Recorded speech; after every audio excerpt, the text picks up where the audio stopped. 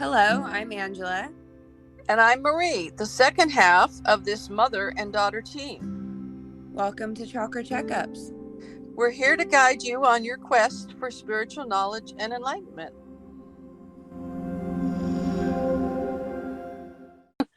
Okay, what are we talking about? Good question.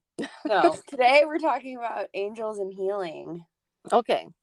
You call them angels, but it's the same as other people call guides, right? Well, I call them all angelic beings. They're all beings in the angelic realm. So they could be a teacher, a medicinal being, an angelic one, various different names. So they're all about the same type of individual. And they are just here to help us and guide us. Actually, people very much misunderstand angels. I have so many people that they definitely have talent. I'll look at their chakras. I can see that they have ability and they have power and they have talent. And they say, I really want to work with my healing ability. I really want to expand my third eye. I want to be able to have it more activated. And I don't know how to do that. And I'll say, connect to your angels, and they say, oh, I have angels. And I say, yes. Oh, okay, that's great. But how do I activate my spiritual side? And I say, connect to your angels. And what they don't understand is everything comes through your angels.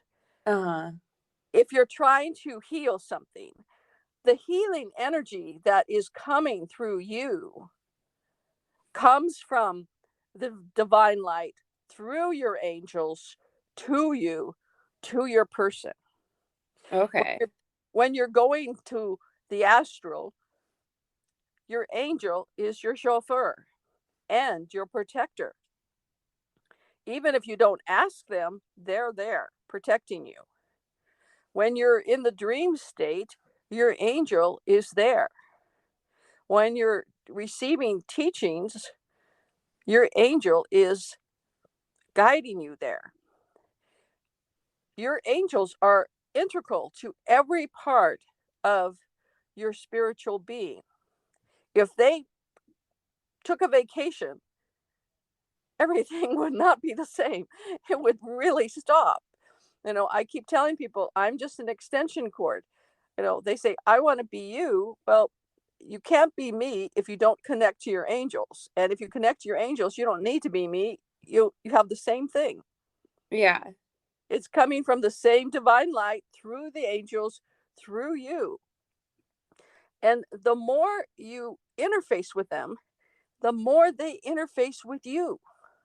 See, a lot of angels seem to have a sense of humor. I was doing they do. They have a sense of humor. Okay.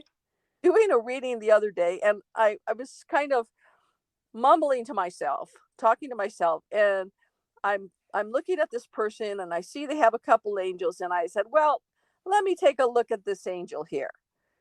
And the angel says, okay, take a look at me. And suddenly there's this like flash of light, and then I see this flash of flowers. But when I looked at it closer, it was a bouquet of flowers made all out of crystals, different color crystals.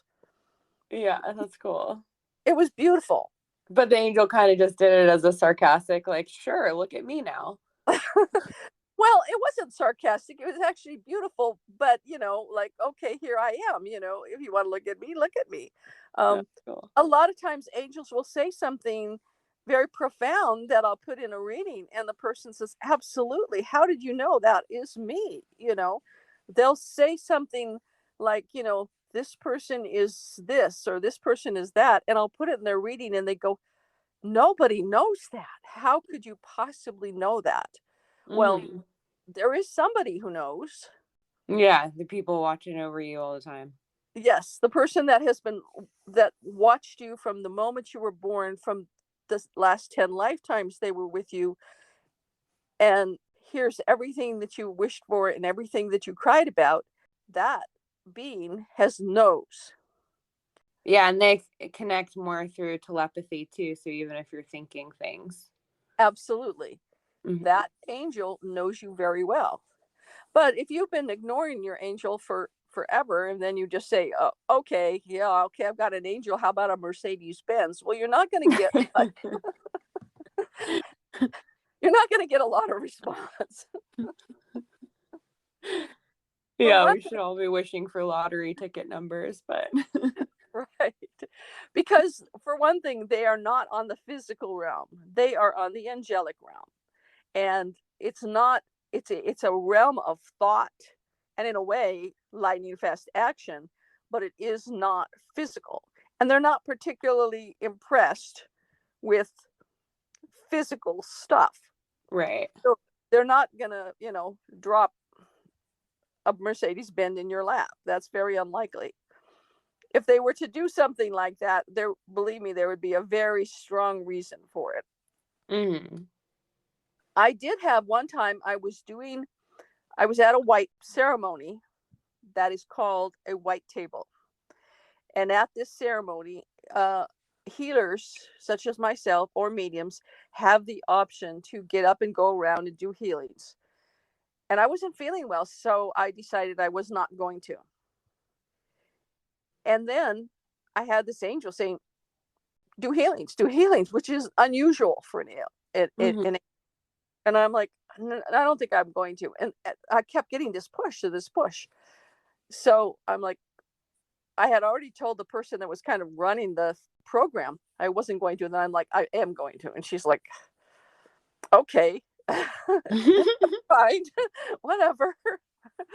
you know, so she kind of announced a change, okay, Maria's going to be doing this too, and she was rolling her eyes. And then I get to this one man, and this angel says, tell them not to ride in this certain car. And they show me a picture of this car. And so I said to these people, I said, do you have a yellow woody station wagon? And the guy looked at me, he said, yes. And I said, well, I have an angel here that says you should not let any children get in this car. Huh. Were you going to transport children in this car? And he said, yes, we were going to use the car to go back and forth, to take kids back and forth from Sunday school.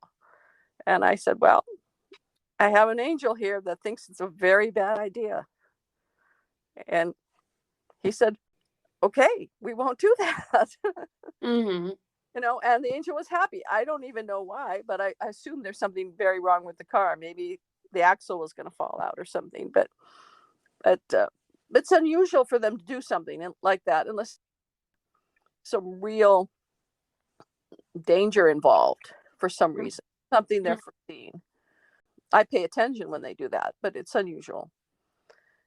But mostly their protection, and that would be protection in that case. Um, they'll help you with your sleep. They'll help you with your healing. They can take you to the divine hospital and they can help you figure out what you need to heal. I've had that on numerous occasions. They can do healings on you.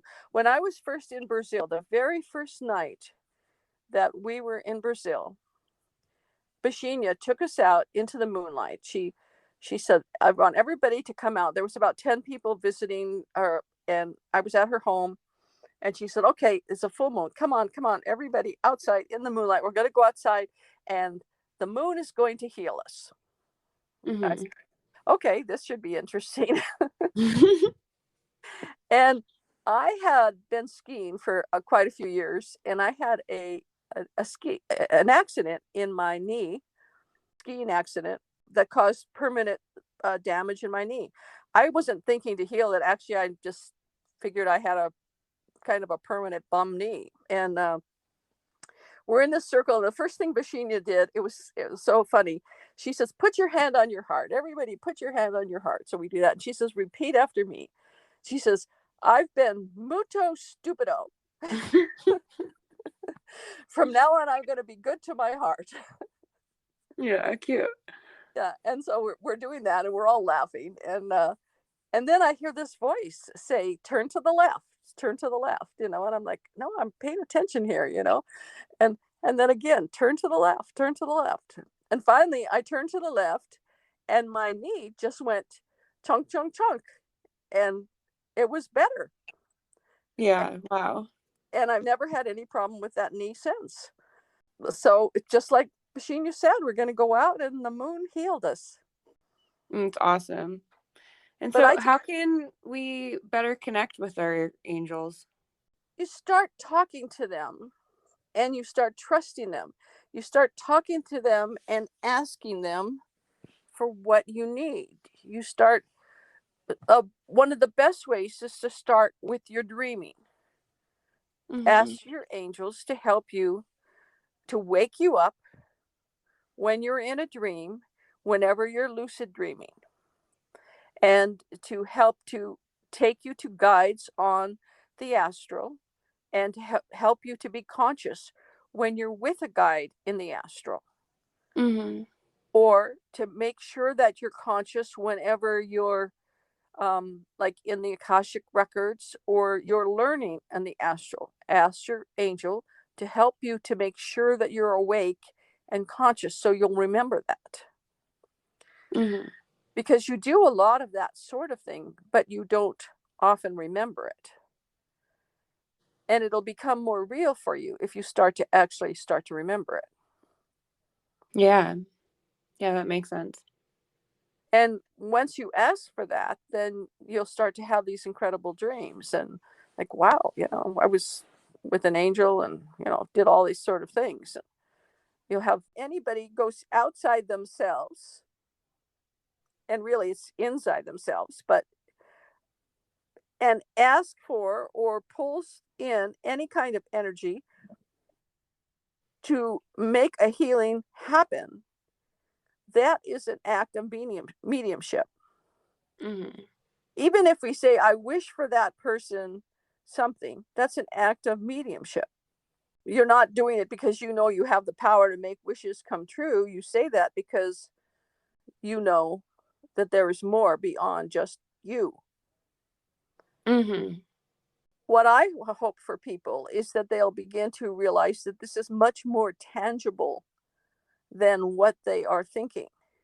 Yeah, because I think a lot of people, even when they hope or pray, they aren't sure if it's gonna happen or if it's gonna help, but they just hope that it will.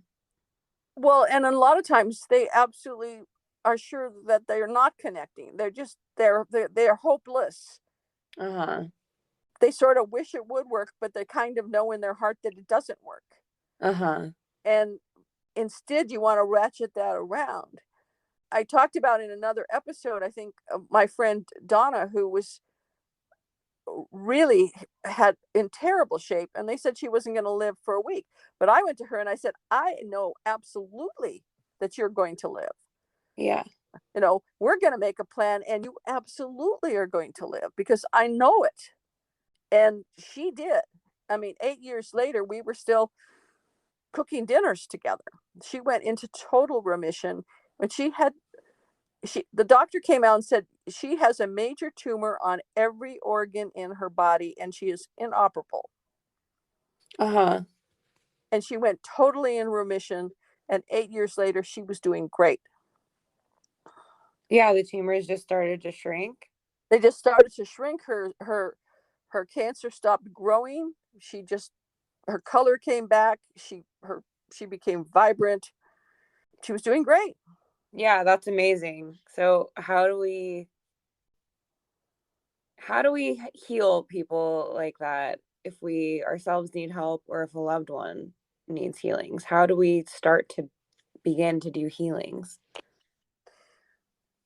You have to start to really trust. It's really a trust and surrender. Uh-huh. The idea is to trust that, yes, these angelic beings are there, and yes, they will help you. And that if you ask them to help you, that they're there. And you have to be very specific in healing, and in everything you ask, it has to be specific. You can't say, well, I want the world to be a better place. That won't, Mm-hmm. it has to be specific. Like I had told my friend Donna, I want you to come up with an image that is very specific and that is going to work for you, and you must have it by tomorrow morning. Yeah. And so, she's like, okay, Marie, I'll do that because you're saying I've got to do that, and I was firm with her, because when you're on the telepathic plane, it's like what you see and what you know in your mind is what becomes real. Uh-huh. In your mind, be precisely create precisely in your mind, and telepath to the angel is exactly what that angel can make happen for you. Okay. I was doing healing. I told my angels, this isn't working as well as I want. I need something more crystal clear that I can visualize, that we can do, that the people will feel 2,000 miles away. I need a better visual. Then the angels are showing me this.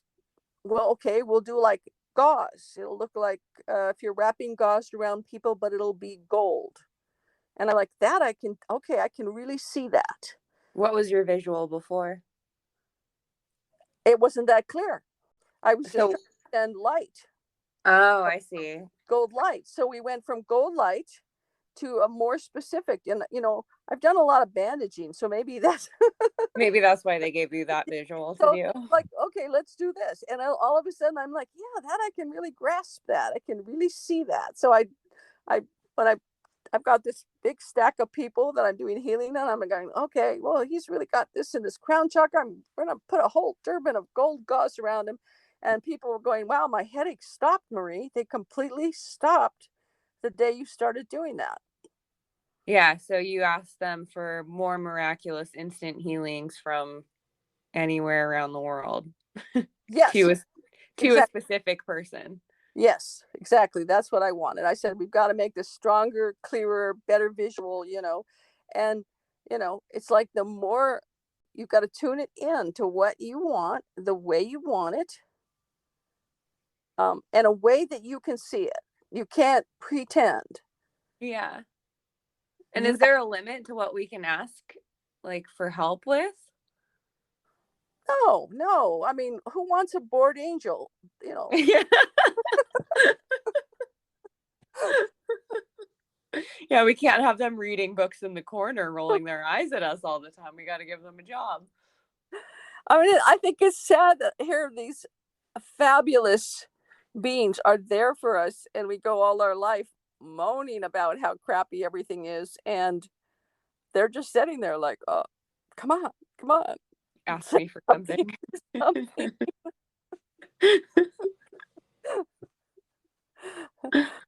No, but you have to be very specific, Uh-huh. because they really can't tell you to do something unless it's an emergency, like life threatening emergency. So, they're not going to say move to New York or sell your house or buy a lottery ticket. They won't do that. Uh-huh. They won't. It was very interesting and very eye opening for me. My first husband had violent episodes, and one time he got so violent, he grabbed my hair and was pounding my head on the wall. And I actually couldn't walk the next day. And Wow. then an angel said to me, if you stay, he will kill you. If you leave, we will help you. Now, that is exactly the way an angel would phrase something. An angel wouldn't say, you must leave, Mm-hmm. because they can't really do that. They just said, if you stay, he's going to kill you, which I was beginning to feel that that was a real possibility. And if you leave, we will help you. Mm-hmm. And I left everything that we owned in our business and everything with him. I just left with less than $20. And when I got to Los Angeles, a friend of my mother said, come to my house. I just want you to come here and chill for as long as you want. I own this palace in the Pacific Palisades on the coast of California, and I just want you to be here. Mm-hmm. So I wound up just as the angel said, completely taken care of, more than actually I've ever been in my life. And just spent this time with this incredibly spiritual woman, and she introduced me to Phyllis Crystal, another incredibly spiritual woman who taught me some of the things that I have written about on the site. So the angels did exactly what they said, but they didn't say I had to go. Mhm. I would have had the choice to stay if that's what I wanted to do. I don't know why I would want to make But that choice, but then they suggested for that couple not to drive the car with kids. yes, and that was very unusual. So I really think that in that case, there must have been some grave danger that involved the death of probably one or more of those children. Mhm. That was one of those extreme examples when, and that they don't do that very often. That's very rare. There was one other time when they did something like that to me. I was driving back from Utah to LA, and it's very hot in the desert in the summertime. So I left really late at night, and I was driving in the fast lane. There's no traffic anywhere, and a voice of an angel just said, "Get as far to the right as possible." Mhm. And I thought, okay, there was no traffic, but I did anyway. And just seconds later, a car was on the wrong, completely the wrong side of the freeway in the lane I would have been in, came head on past me. It would have completely hit me head on. Wow. So again, that was just a intervention to save my life. But those are the only two times that I can remember in my entire life where an angel just said, "Do this." Yeah, and are they normally pretty talkative? You said some of them are funny. They're funny, but not super talkative. It's not like they're gonna sit there and chat with you all day long. Uh-huh. Oh, usually if you get a one liner or one or two sentences, you're doing really well. Even me, they don't talk very long. They'll sometimes, now when I'll do a reading, and I focus on an angel will say something like, uh, one said to me, "This woman is a bringer of peace," Mhm. or "I want her to be happy like she once was." Mhm. Something like that, and then they'll show me a picture of a past life or something that I can see how that all connects, Mhm. but not very much more than that. It's very uncommon for to go beyond that. So you're not gonna get a big story. I've heard a few people say, "Oh yeah, I've connected to my angels, and now he wants me to drive to New York, and he wants me to do this and that." You're not talking to your angel. You're talking to your ego. Yeah, so how can you tell the difference? Well, for one thing, like I said, the angel's not going to do that. Your angel's not going to say, "My name's Clyde. Let's go to the beach and, buy a six pack of beer," or something like that. That's not.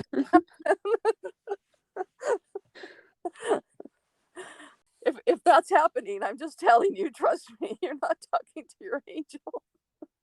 If it's not basically life saving or spiritually based, you're probably not talking to an angel. Yeah. It's a learning curve.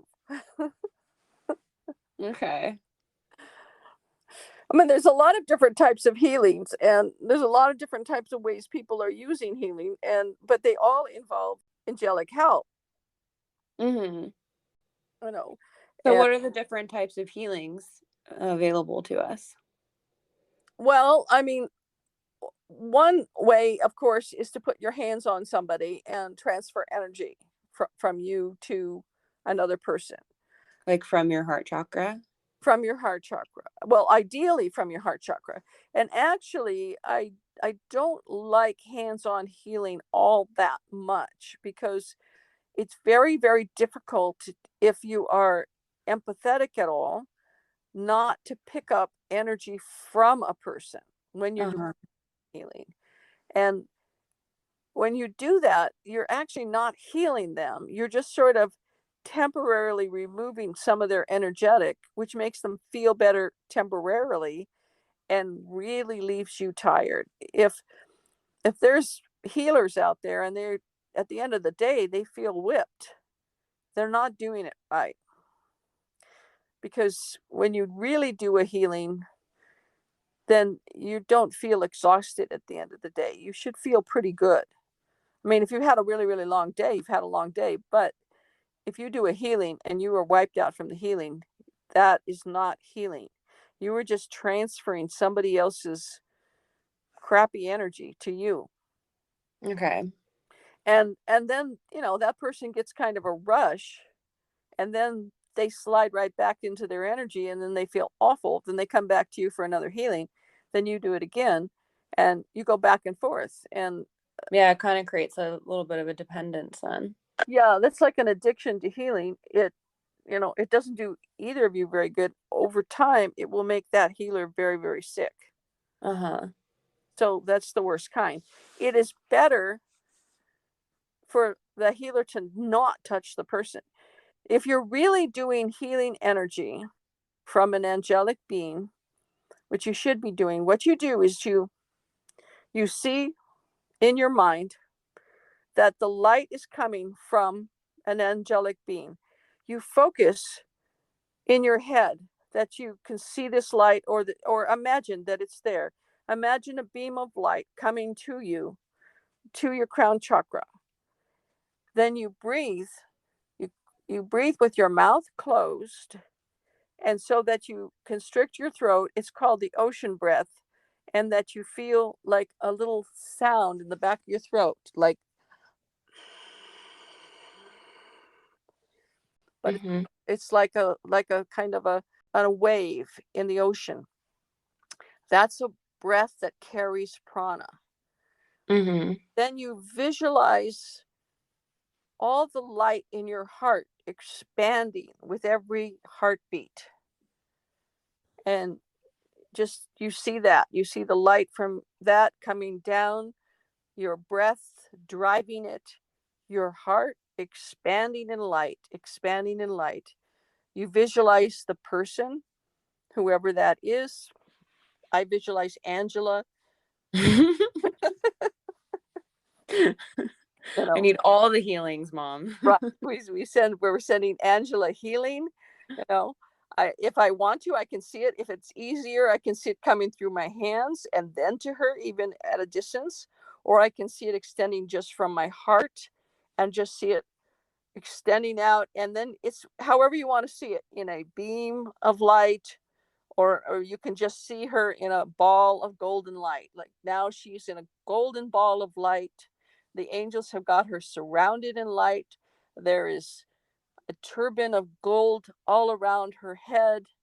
There's a turban of gold all around her shoulders, gold gauze all around her hips, you know, and there's gold light surrounding her every way. With every heartbeat, it's pulsing more and more gold. It's lighting up her whole room. She's completely safe. Mm-hmm. That's how I would do it. Yeah, so we can start practicing this on anyone that We, we think needs it, but also someone that we've asked ahead of time. yes, we could. Well, you could start on your pets or your children, and see if they don't perk up. Yeah, I don't believe you should do energetic work on someone without their permission. Mm-hmm.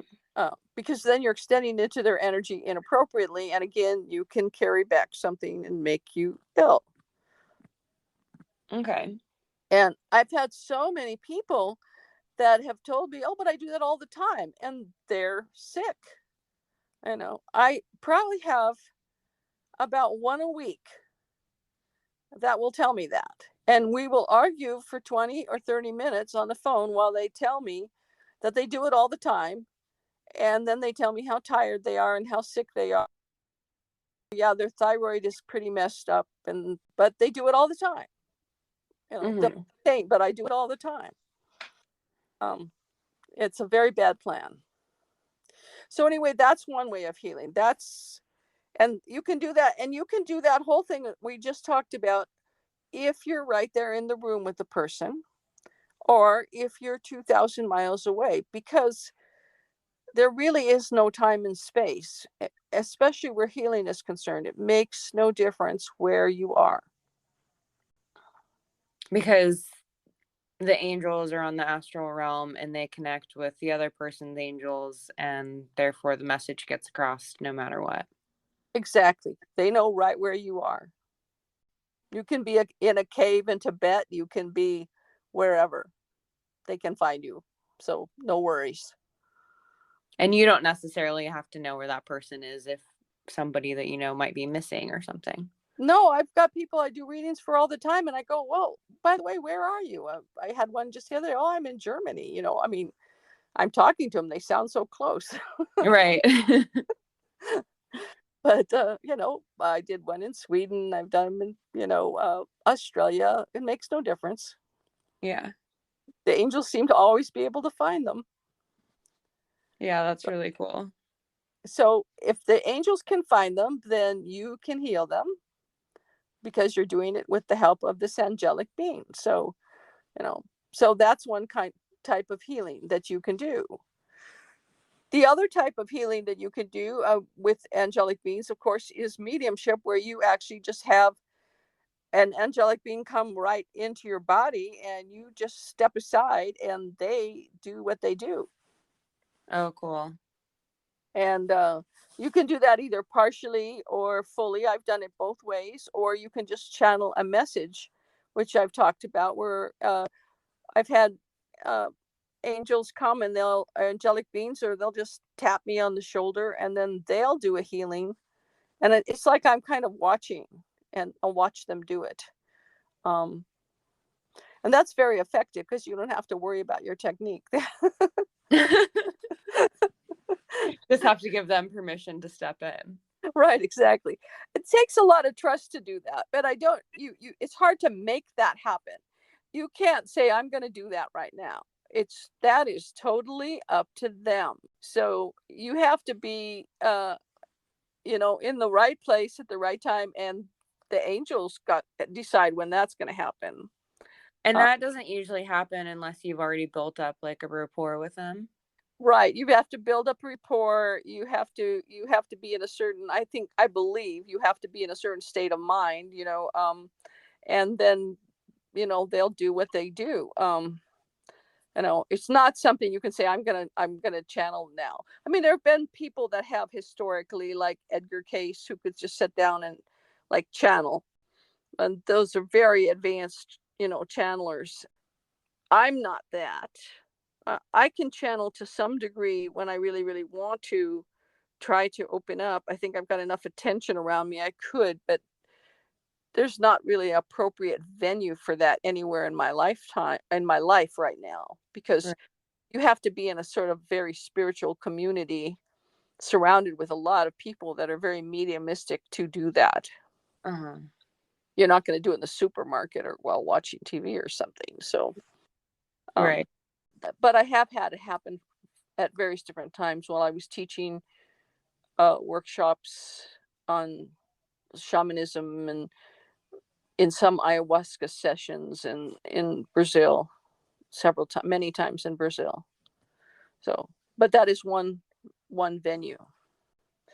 Another thing that happens with angelic beings is what they call psychic surgery, and I've done that a couple of times, and it's very interesting because what happens is, and when it happened to me, what I noticed is that right before it happened was I had this very, very intense desire to help somebody to heal something. I I was doing massage, or I had somebody that was very sick. They had a very specific, difficult situation, and I really wanted them to heal.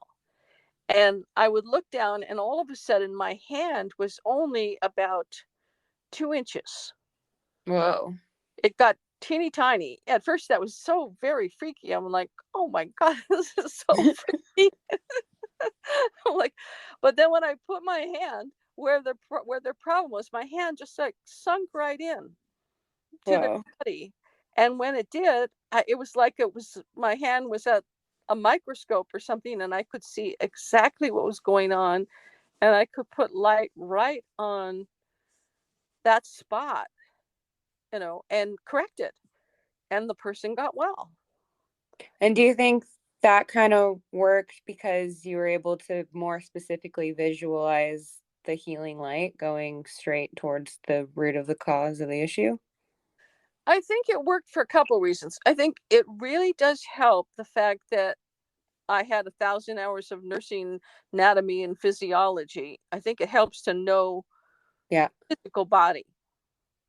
I had been spending years looking through all these books and slides and taking tests and all this stuff to learn a lot more about the physical body, and I felt that was important for me to do, and I think it is important for all healers to do. I mean, if you can't point at someone's liver, that's not great as a healer. You Mhm. you should know where things are.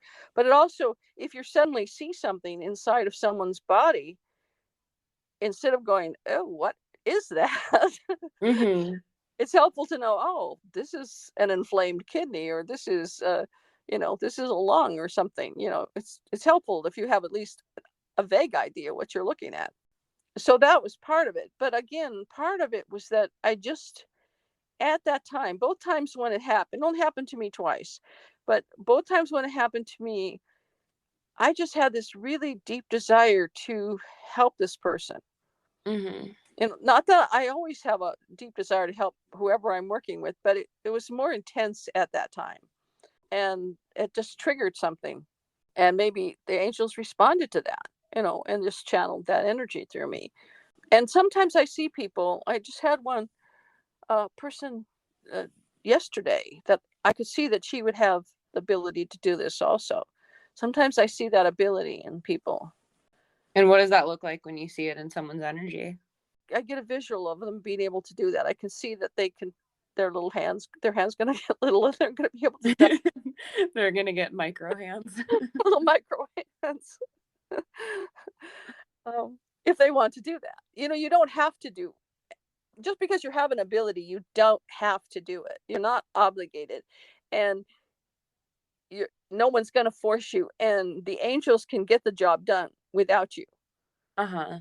And that's not meant to be negative. It's not negative. It's you. No one is going to ever force you, and it's not going to make you lose your light, or you're not a bad person if you don't feel like you are up to doing something. That's okay. Just the skills are available to you when you're ready.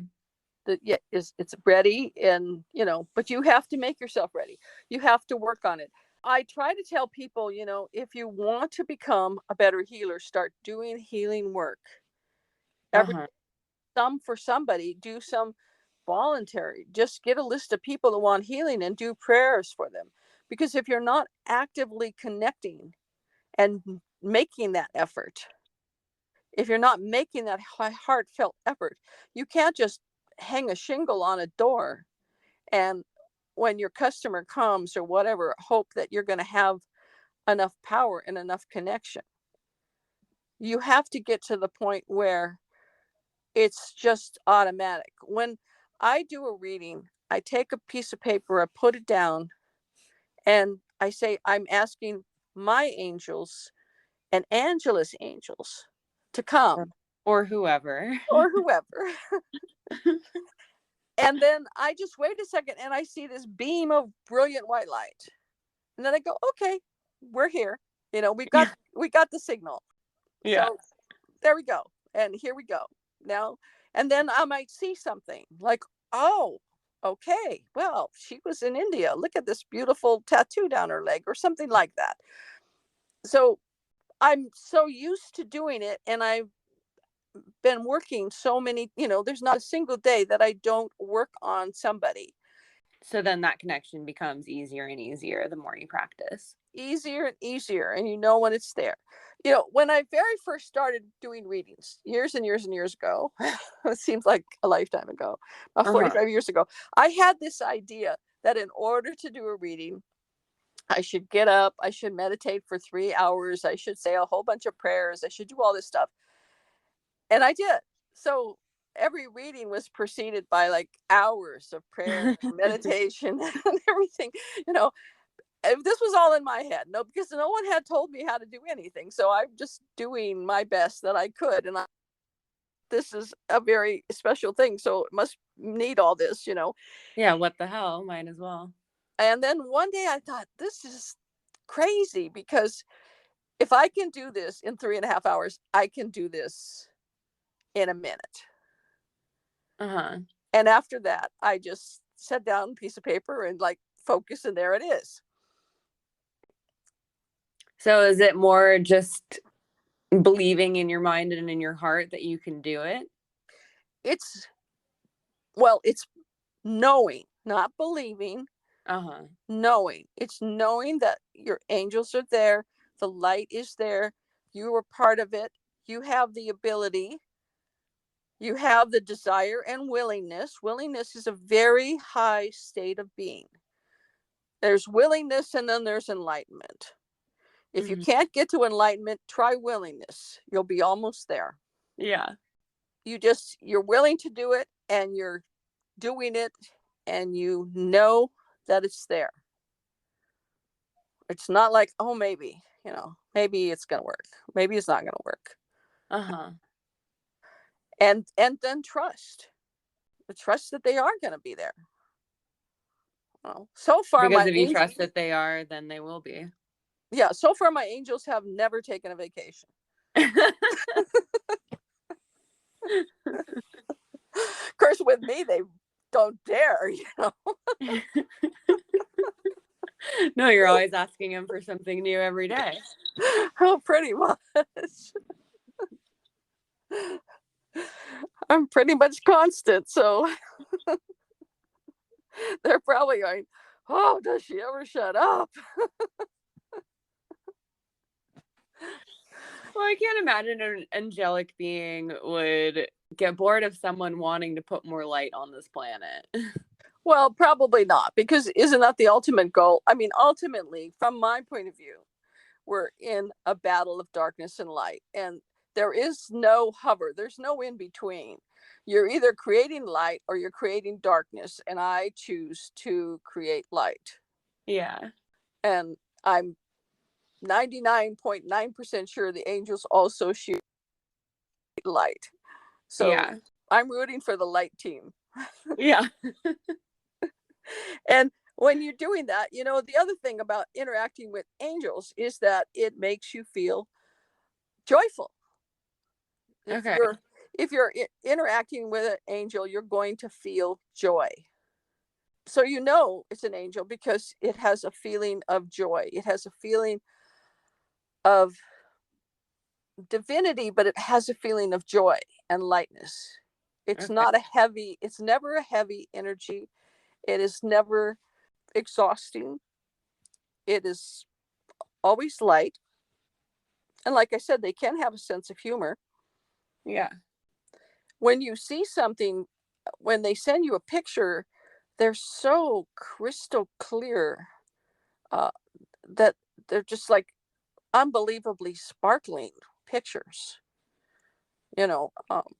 Or when they send you a gift, they're just in mega technicolor, just so crystal clear that you could that it came from a divine being, because nothing else has that kind of sparkle and color and Vividness. vividness. Yeah, it's can't be missed. Can't be missed. So Very, you'll know. very cool. Why would anybody not want to engage with this being that is sitting there in your living room right now, saying, "Okay, come on, ask me something." Yeah. I mean, the first thing that comes to my mind is that people would be scared. Well, maybe that might be true, because then you have to actually start to acknowledge that there is more to the universe than you have been willing to admit. Right.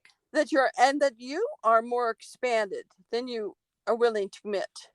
This is the thing that I liked about ayahuasca. When I say that ayahuasca shows you who you really are, it's not in a bad way. Is that's the one thing that people tended to see. They would take that, and the plant divas would show them that I am a more expanded being of light that's connected to more energy in the universe than I ever imagined. Right. Isn't that so very cool? I'm not this itty bitty person all by myself trying to fight my way through life all by myself. I'm Right. actually connected to this network of love and light. Wow, isn't that great? But you have to kind of let go of that solitary belief system and embrace a system that involves you as part of a much more beautiful plan. Mhm. I guess that's a lot to ask. Well, it's just very different from in society what we're told is out there. Well, that's probably true, but it's worth it. Yeah. And what I say is, ask your angels for everything. What's the worst that can happen is nothing. The Right. best that can happen is you get everything you ask for. Yeah. Oh, so all of a sudden you're more healed and you're sleeping better and your intuition improves and you're having marvelous dreams of your past lives where you're suddenly downloading all kinds of skills and knowledge that you didn't have before. Yeah. That doesn't sound that bad to me. No, it doesn't sound bad at all. When the angel showed me that dream, that I learned, well, remembered, I didn't learn, I remembered how to make jewelry. I didn't really have a way of making a living. I was in Hawaii and I didn't have any skills. I mean, I graduated from high school with really good grades, but basically, in California, you graduate from high school and you're skillless. You have a little Mhm. bit of typing, but I couldn't do anything as far as anybody that interviewed me was concerned. But so the angels just showed me a dream and I suddenly remembered how to make jewelry, and suddenly I'm a diamond setter. Yeah. I'm a diamond setter, wax carver, and I'm doing pave, Yeah. and Yeah. 24 hours later, and that worked really well for me for the next 27 years. There can be some big advantages to it. Yeah. And it just takes a little bit of willingness to change and open and expand your heart. Yes, willingness. Always think start saying I am willing. You can even say I'm not even sure if I have an angel, but I am certainly willing to hear from you if you're there. And I am Yeah, and see if they see if they're like, "Okay, I'm here." and if you're there, I'm willing to have you help me get a good night's sleep tonight. Try that for a week. Yeah. It could be a better practice than scrolling through Instagram before bed. Right, exactly. Small steps. Right. Instead of playing solitaire for 2 hours, say, I'm willing to have you wrap me in gold light and to give me a good night's sleep. Yeah. Starts there, and then you'll be doing miraculous healings on people. Exactly. Exactly. I mean, really think about if when your child was sick and you just said, okay, I want my angels and my daughter's angel to help me now to get her well and to just bring to mind anything that I need to do that will help her to heal. Mhm. One of the earliest types of healings I would do is I would look at somebody and then an angel would tell me everything this person should or should not eat that would make them heal. And I would tell them, you need to eat lemons and you need to eat this and you should not eat this or this or this.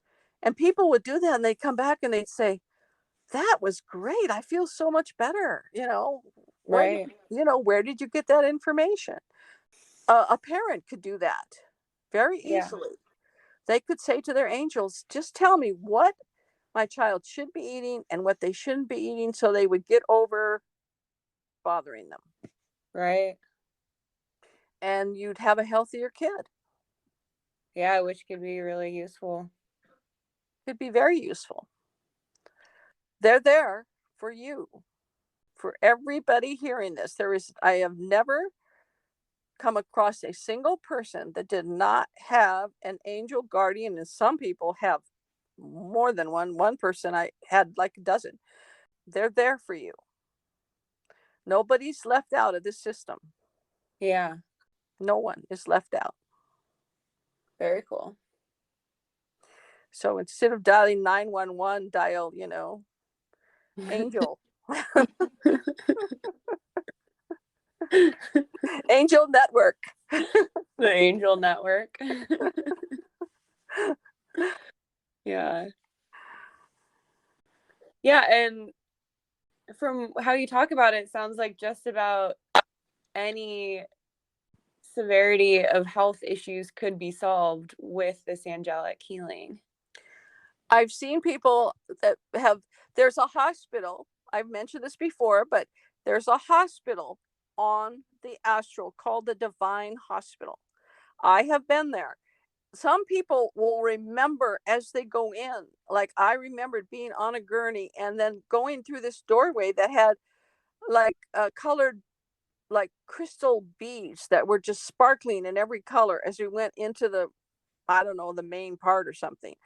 But you can ask to be taken to the Divine Hospital. So you can say, take me, please take me to the Divine Hospital so I can be healed. Or you can say, please take my child to the Divine Hospital so he or she can be healed. If you're a parent, you can ask for these things for your children. And if it's appropriate for you to go there, they will take you. And there are times I didn't remember it, but I woke up feeling a lot better. And there are times when I do remember going. I have friends that did that and remembered it and had miraculous healings from very serious illnesses. So it'll depend on the appropriateness of your situation, but if they deem it appropriate, they will take you there. Mm-hmm. But you have to ask. So I'm hoping a lot of people, will hear this and put them to work, put those angel doctors to work. Yeah, all these bored angels. We got to give them a job to do, get us feeling better, healthier, and surrounded by love and light. As I sign my some of my emails, keep your angels flapping. Not that they have wings. They don't have wings, but metaphorically. Yeah. Yeah. They are there for you if you are willing to have the help. Well, thanks for enlightening us today. And then if anybody wants to give us a shout out or ask any other questions or anything, they can go to anchor.fm/chakra-checkups/message. And that'll be a direct link to send us an audio message of whatever you would like to say or ask for us. We would love to hear from you. And until then, we will have another episode out next Tuesday. See you later. Goodbye.